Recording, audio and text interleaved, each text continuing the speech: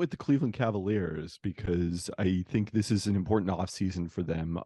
This was their big opportunity to go out and add to this roster after putting it together with the Donovan Mitchell trade so late in the game last offseason and not really being able to do anything substantial at the trade deadline.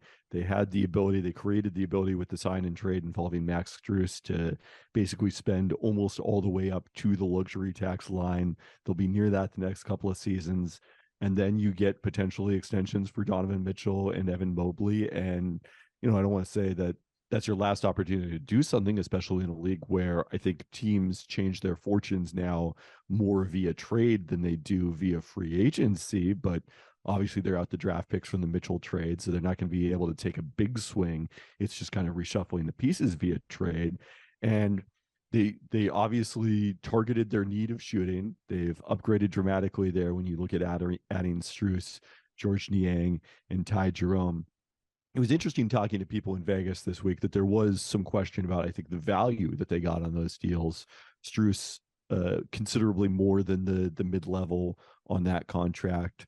Niang 3 years, $26 million, and then Levert 2 years, $32 million. Whether some of those were a little bit, paying to try to address that specific need, and because of the fact that they had that ability to do so this year.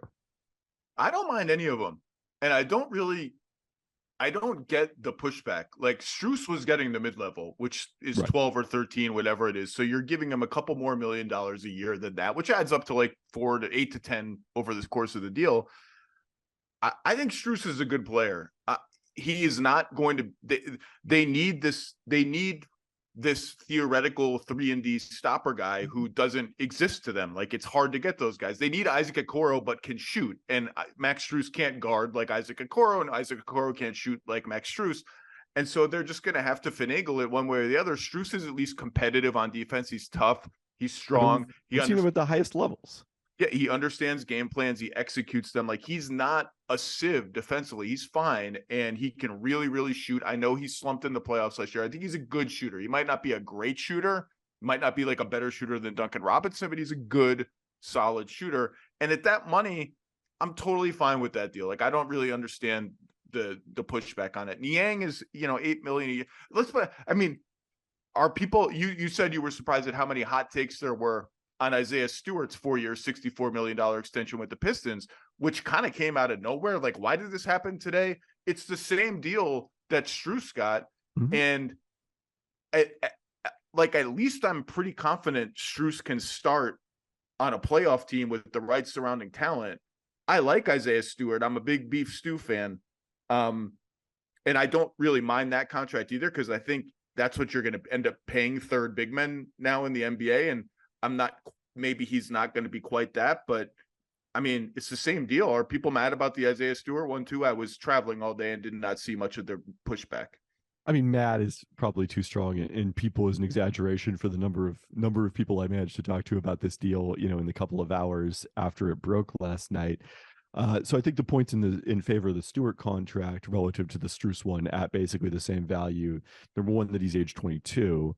He's still super young. I put this in my reaction piece. He's younger than 4 guys that got drafted in the first round on Again, this is what I'm going to be saying. I got like 2 more years before I have to stop saying this about Patrick Williams and my never-ending quest to never, ever give up on Patrick Williams. We're down. So we still got 4 guys that he's younger than I'm running out of guys, though, in the draft. Yeah. Number 2, that his is starting a year later, so it's going to take more advantage of the 10% cap increases we're likely to see when the new TV deal kicks in. But to your point, yeah, Strus, like, they weren't going to get a better 3-and-D guy than Max Strus this offseason. There was no chance of getting a better small forward to fill that need. I think you do worry, are you going to need to play Okoro against some of the bigger wings because of the fact that Strus just isn't quite big enough to guard them? Because in Miami, he wasn't tasked necessarily with guarding the opponent's best perimeter player. Jimmy Butler was doing that. I honestly think that in time, a portion of those assignments are going to go to Evan Mobley when Jared Allen is on the floor. And so when Jared Allen is back there to protect the rim, things change if Jared Allen's resting, and it's like the Niang Mobley front court and you need him back protecting the rim. I think Evan Mobley will be ready for that in doses, and you put Max Strus over on, whoever Max Strus can manage to guard or hide on, or what Al Horford even, or a guy like that, to use the Boston example of Brown and Tatum. We'll see how often they do that. Yeah, it's not ideal. I think Niang at that money is fine. Niang's a really good shooter who moves his feet a little better on defense than I think he's given credit for, and can play with either, probably not both, but either. I mean, we'll see it at times. They'll go super big just to try it, but either Mobley or Allen. The concern is what it means for friend of the pod, Dean Wade. Yeah, Dean Wade. Oh, that was a resigned, a somber Dean Wade. Oh no, I can't even bring myself to do the jingle, because it's been a rough 6 months in Dean Wade land. I still have faith in you, Dean Wade. I still have faith. I can't do the jingle. I can't do it. Don't have it in me. And the LeVert deal, 2 years, $32 million. It reminds me of the D'Angelo Russell contract, which is like, clearly this is okay. Let's just bring this guy back. It's manageable money. He does. I know everyone's like, he's a bad fit with Mitchell and Garland, too many ball handlers. At times that's true.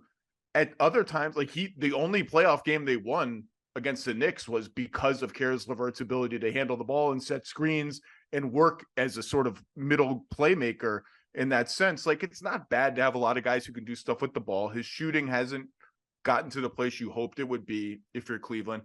It's a totally tradable contract if he has a decent year and somebody needs an extra ball. And like, I like all the deals for Cleveland. I had them as a clear one of the winners of the offseason.